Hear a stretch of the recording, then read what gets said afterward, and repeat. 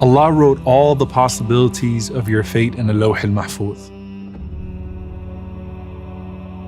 But which of those fates is actually going to be yours? Are you the answer to a family member's dua? Or are you the delayed response to a prayer that was made by someone decades or even centuries ago? What legacy will you leave behind once your life has been fully lived? Why did Allah choose this moment in history for you to arrive?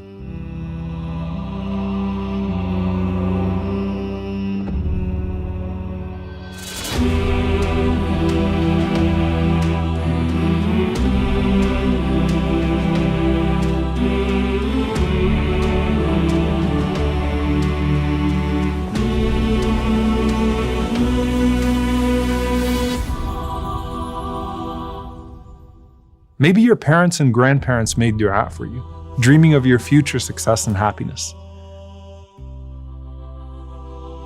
Maybe you were a welcome surprise, or even a scary thought.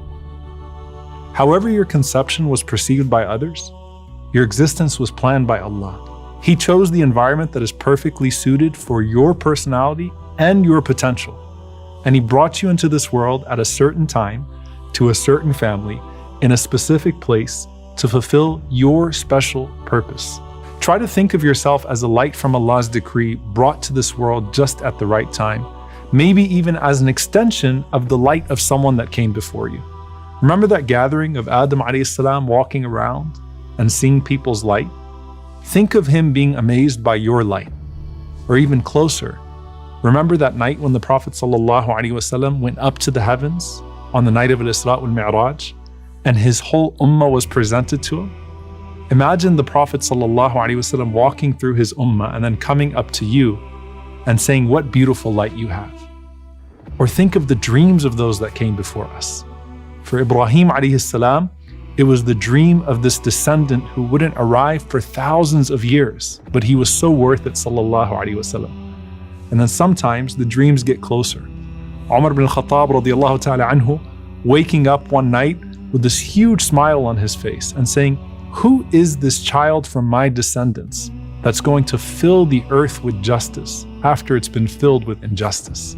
And Umar ibn Abdul Aziz rahimahullah, his great-grandson, was born just a few years after his death, but he fulfilled the dream. I often think, what persecuted, enslaved Muslim woman is Malcolm X at Hajj Malak al-Shabaz an answer to? Every single person has their special turn in the grand story of this world. The question is whether we realize our potential and become that blessed presence wherever we find ourselves.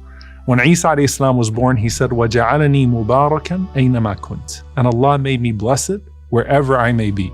The scholars say that that's because Isa alayhi salam brings good to every environment he is in, and it's not exclusive to him. When we do the same, we are also mubarak to whatever place we're put in. And your birth itself may have been mubarak because you were a blessing to your family, and maybe even the answer to someone's dua long before you got here.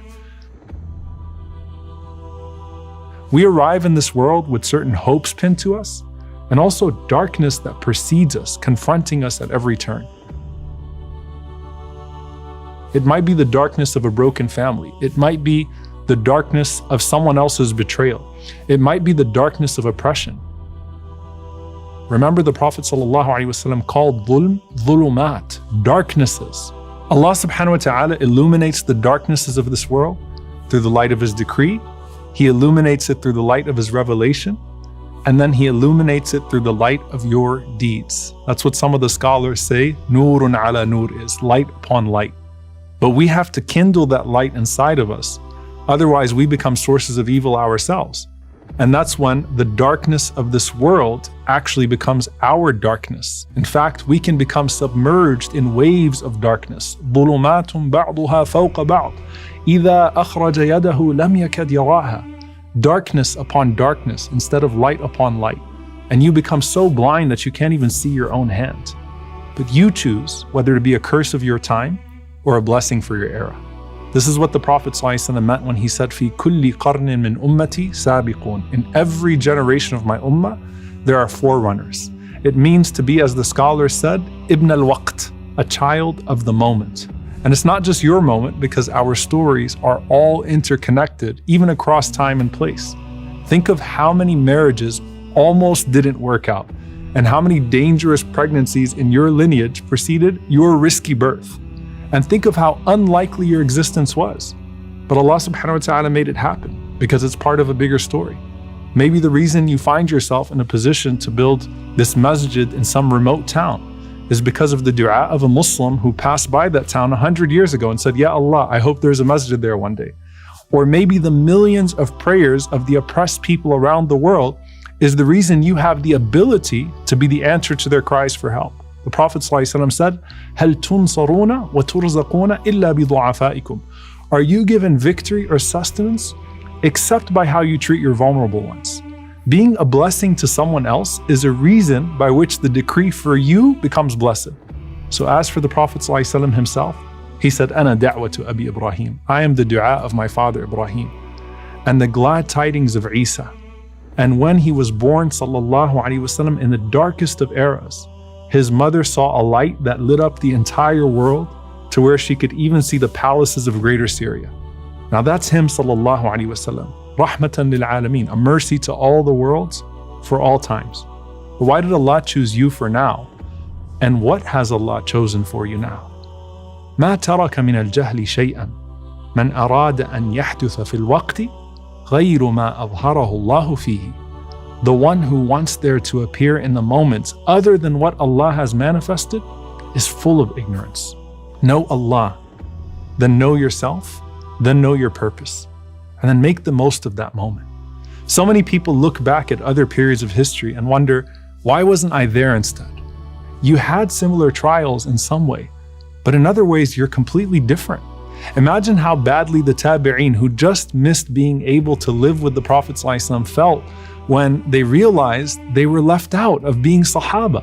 But then when they would tell the companions, how blessed are you all to have lived with the Prophet ﷺ, the Sahaba would respond and say, you have no idea how hard it was to support Islam in its earliest days.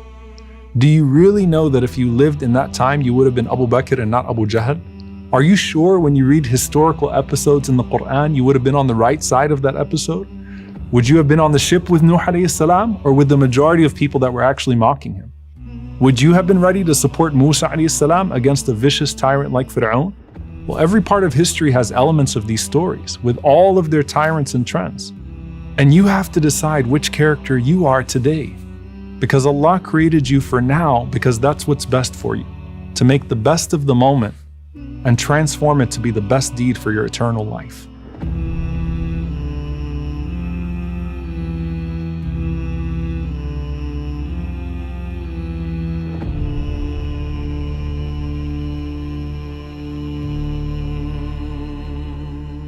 And I promise you that you will have moments of ease and moments of hardship.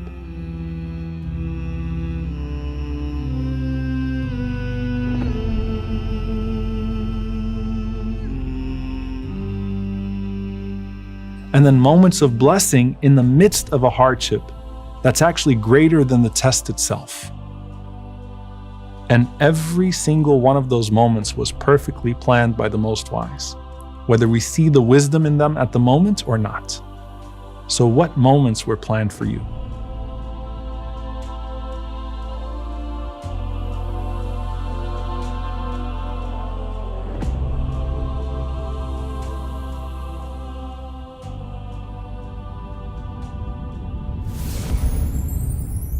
قل لن يصيبنا إلا ما كتب الله لنا هو مولانا وعلى الله فليتوكل المؤمنون